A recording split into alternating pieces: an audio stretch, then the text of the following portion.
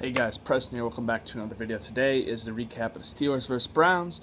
They may have claimed that Pittsburgh started it, but we definitely get to say that we finished it. So Pittsburgh won 20-13 in a solid all-around performance. I'd say every unit performed pretty effectively. This might have been the best we've seen the offense perform in a while, probably since either the first Cincinnati or first Dolphins, or not the first Dolphins game, but the Cincinnati game, when they were playing very bad teams.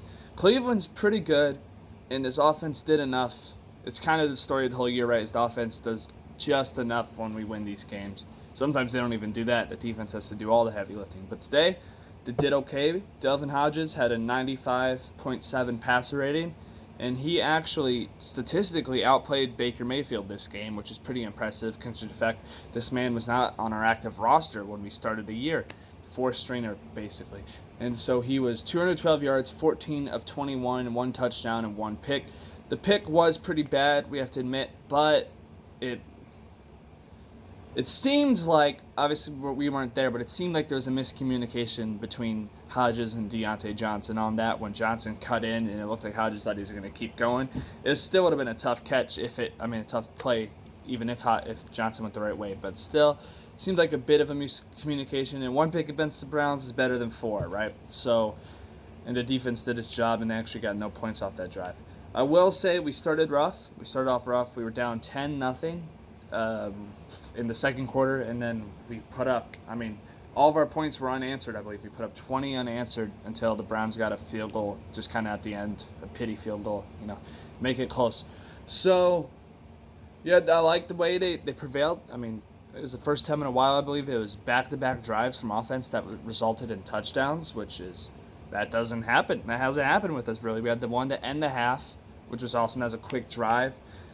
And it could show that, Hodges knows what he's doing. He's capable of some of these things. He threw the ball downfield way more than than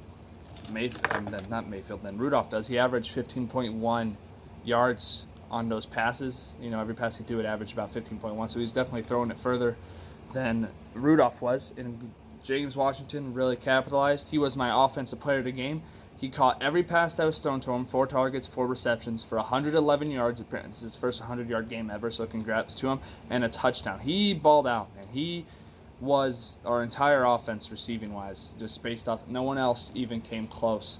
I think the second leading receiver is 28 yards on 1 catch. And give Tevin Jones respect to that. That was his catch, and that was a big catch. Really bailed us out of that situation, and he held on to it. Everyone else, they weren't targeted a lot, but they caught what came to them, Deion Kane, 1 catch, 5 yards. Jones, 1 catch on 2 targets. And they did okay. Juju coming back will be helpful, very helpful. Especially, Washington's getting a lot of valuable experience now. He's really blossomed this game and last game. He's really shown his potential, and Juju coming back will just help a lot. And it gave Washington some reps, so he'll get to be at the second receiver again and ball out even more, probably. Deontay Johnson was the least impressive player on offense. He was my dishonorable mention for offensive players this week, and as he was targeted 5 times and only had 1 reception for 14 yards. And in that play, it was a big play, I'll give him that, but he should have stayed in bounds, and he went out, which made the game even more stressful than it probably had to be. Chalk it up to a rookie mistake, but the 5 targets and only 1 reception, that's not a great number regardless of, some of the balls might have been high, some have been low. Regardless, it shows he kind of wasn't getting open that often, or he just wasn't able to hold on to it compared to Washington, who caught every ball that went his way. You saw the touchdown, the best play of the game. He got interfered with like crazy, and he still came down with the ball. That's what makes you. Shows a good receiver right there. He's really flashing, and it's going to be interesting to see who they keep at the number 2 spot once Juju comes back. Right now, I'd roll with the hot hand. I'd stick with Washington. Not to say, Johnson's been good. It's just he had a down game. I don't think he had a great game last week either, if I remember correctly. But, either way, the offense did enough. The real difference maker in this game was the defense again. As last time we played the Browns, I don't think we had any turnovers, and we only had 1 sack. This was different this time. We forced 2 turnovers, and we had 5 sacks. So, we got quadrupled the sack numbers, and we got turnovers, which were huge for us. The forced fumble by that we forced Baker Mayfield out, they fumbled it around like at the 50. We stopped a drive that was moving pretty well for him, led to us getting some points. That was huge. I think it was Bud Dupree that knocked it loose, and he was my defensive player of the game. He balled out like he probably should have, based off the fact that it was the Browns' already poor offensive line, and it was actually a backup left tackle, or a backup tackle that Bud was on most of the game. So he finished with, let me see it real quick, 6 tackles, a tackle for a loss, 1.5 sacks, a pass defense, and the forced fumble. So he balled out today like he should have. He had a great game. Not to say it's just him. The defense, we know how good this defense is. So most guys did really well. Bush just kept getting up the tackle numbers, led the team in tackles again with 7. Hargrave had 6 tackles, 2, a tackle for loss and a sack. A lot of guys just had a lot of tackles. TJ and Cam Sutton both had a sack. Cam Sutton is interesting, right, because he's the corner, but he got the corner sack. And he wore the best shirt pregame of the Steelers taking a piss on the Browns. That was beautiful to see. And I remember all the comments saying, who's Sutton on Bleacher Report and stuff? Well, he's the guy that sacked your quarterback. So, yeah. The whole defense had a great game. I mean, they held Odell to only 29 yards. I know he was mocking Tomlin last game, yawning in the end zone. But you see, if we don't give Mayfield 10 years, our corners can lock their receivers up. Odell did nothing this game. Nothing. Jarvis, a bit of a different story. He still had like 76 receiving yards, but he still didn't do enough to win the game. Their offense was pretty ineffective. Holding a team to 13 points is really good. It just doesn't. The game's always stressful because our offense is incapable of scoring much more than that. So that's the only reason this game was close. If we had last year's offense with this year's defense, man, it'd be a completely different story. We'd be Super Bowl contenders for sure. But we are still in the playoff hunt thanks to this game, and nothing feels better than beating your rival and basically kicking them out of the playoff picture and keeping yourself in it. The Clowns deserve the loss, and they need to think about that till next year when we beat them again, all right? It was beautiful to see. The last thing I wanted was Browns fans to have the season sweep over our heads for the whole year, even though they know how injury-ridden we are, but they wouldn't care. Just to really show how injury-ridden we are, how actually great this game was. The fact that we're on our quarterback, who was our fourth stringer to start the season, our starting center's gone, we're on our backup running backs, our top receiver and our top running backs out. Random, even just depth guys that are on IR. Switzer's on IR. A lot of guys have missed time. It's been a crazy year, man, injury-wise. The fact that we fought through it and are still 7-5 says a lot about this team and this coach. The coach only, listen to me. I still want Fickner and our defensive coordinator gone. And I know the DC might not be the most popular opinion because of how this defense has been playing, but I think defense's performance is more based off the roster than the coaching. There's still some dumb things they've done. The one touchdown drive by the Browns, they went like way too preventative, and we're just getting picked apart in the zone again, which reminds us of all the great games we've had against the Patriots, right? Where we got dotted up throughout the field because we're trying to prevent everything, and it doesn't work. When we get aggressive, it's when we do well, man. These corners, this team, we need to run man, clearly, just based off how these corners can handle it now for once, and our front can get to the quarterback. This is without Tua, too, man. We're getting 5 sacks without Tua. Tua's been out for a long time. It sucks, too, because he was on such good pace. He already had like 6 sacks by the time he got hurt. But it's, we're winning without guys. Next man up mentality, is Tomlin's preached that forever, and he's really sticking up to the end of the deal, man. These guys are playing hard, and they're playing smart. Shout out to Benny Snell, too, back on offense. No one had a lot of rushing yards this game, but he led both teams in rushing, which is impressive considering the fact that the Browns have Nick Chubb and Kareem Hunt. He averaged, I'm going to find it, just give me a second. I had to take notes because, so if I look over here, I'm looking at notes right up top. What is it? He averaged 3.9 yards per carry, which, that's pretty darn close to 4. It's basically 4 yards per carry, which is something we have very rarely seen this year, especially just based off the line. That's more other credit to the line, too, who actually had a good game. Hodges only got sacked 1 time, and he generally had a semi-clean pocket considering they were without their starting center. And the run game was actually pretty solid this week as compared to the last time they played the Browns. Snell had 3.9 yards per carry, and was it 60-something yards? Sorry, guys. 63 yards on 16 carries and a touchdown, his first career touchdown. He's actually done pretty well, man. He runs hard, and he hasn't been fumbling. So I don't want to jinx him, but he hasn't turned the ball over, which is pretty important for this position. Samuels, actually did well when he was called upon. 7 carries, 32 yards. He averaged 4.6 yards per carry. It was all great. Even Kareth White had 10 yards on 3 carries. I like Kareth White a lot. I was kind of surprised when we signed him. I thought we didn't give Tony Brooks-James much of a chance, but this guy's already outplayed Tony Brooks-James.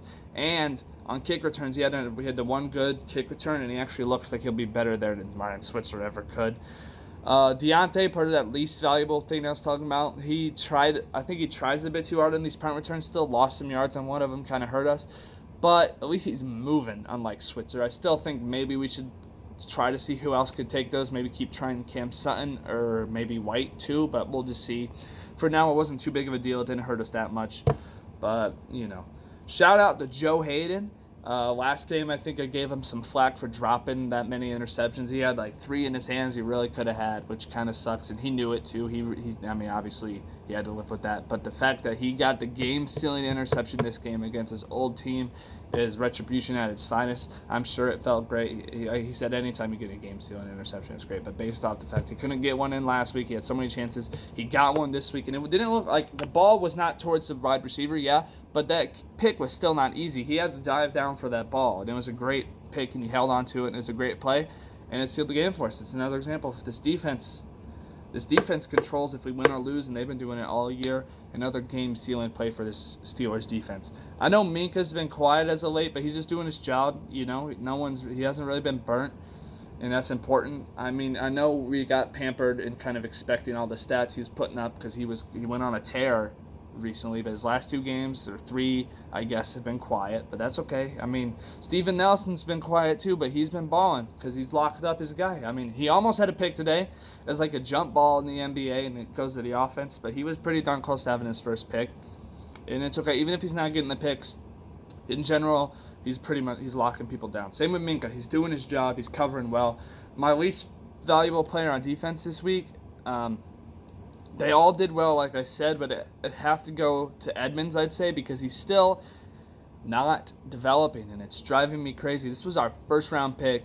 We reached so heavy for him, man. We could have drafted him in the 3rd freaking round, and just some of the safeties that were left on the board, the Justin Reeds, who are with the Texans and balling out, heck, even the Jesse Bates, who are with the Bengals and playing well, were on the board, and we left him there to get Edmonds. They were the guy, he's our guy, and he hasn't performed up to expectations. I think most of the times I saw good throws that the Browns did this game, which wasn't a lot, like I said.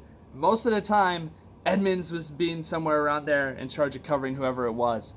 And I'm sorry, Terrell Edmonds cannot cover Landry. And that's why Landry had the most receiving yards. Most of the time when he had those catches, it was Terrell Edmonds on him.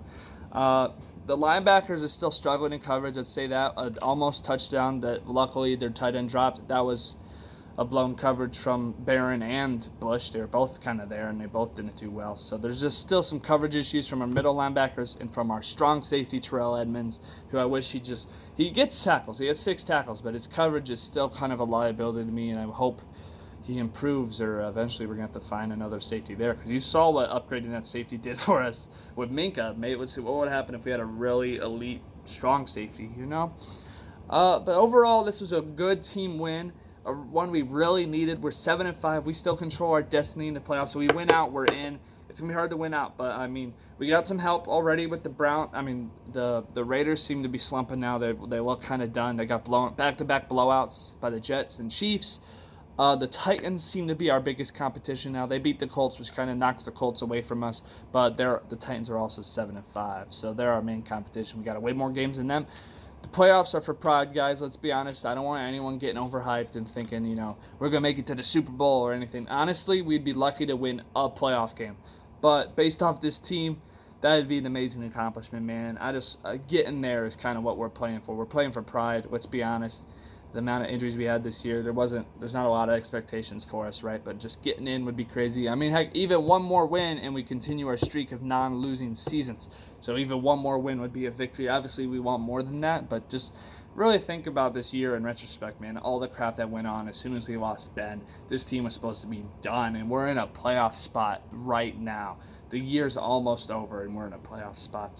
Other news, this isn't unrelated to this game, but the Bills-Steelers game got flexed to Sunday Night Football for Week 15, so keep an eye on that. That should be a fun one. Our next game is against the Cardinals on the road. It will be interesting. It seems like a trap game, one of those patented Steelers trap games where we come off a big win. This is a team we should beat, and we find a way to lose. Hopefully that does not happen. It is on the West Coast where we have struggled, but we should, if our defense does its job and can neutralize the Cardinals' offense. The Cardinals have a very bad defense, and hopefully our offense can do some stuff against them. We should be able to win, and we should keep the streak going. I don't know. Let's see. Is there anything else I need to say? I think it's kind of the gist, guys. We had a great game. Screw the Browns, right? The Clowns. Sorry, yeah, the Clowns. That's what they should be called from here on out. Freddie Kitchens with the Pittsburgh started shirt. What coach does that? Foster said it right. He was like, he's glad Coach T does nothing like that, and Tomlin doesn't. Tomlin knows what's up. Apparently, at halftime, he went high school on them, as one of the players quoted, and kind of drew out how to stop what the Browns were doing on offense. And, I mean, we came out better in the second half, and he's been coaching his butt off, man. Honestly, there's been plenty of times for Steelers fans, and you know it, maybe some of you have, you want Tomlin fired, but it's hard to say it this year, man. With all this team's been through, he's kept them in it, and I don't want him fired. If anything, some of these coordinators need to go still, I will be honest. Fickner and Butler. Butler maybe less than Fickner. Fickner still has some weird play calling, and I think he doesn't help this. He doesn't do this already weak offense any favors. But all right, guys. So let me know what you think of this win. Any predictions you have for next week, and I guess just any thoughts on anything I said in general. This is Preston signing out. I'll see you guys later. Thank you for watching.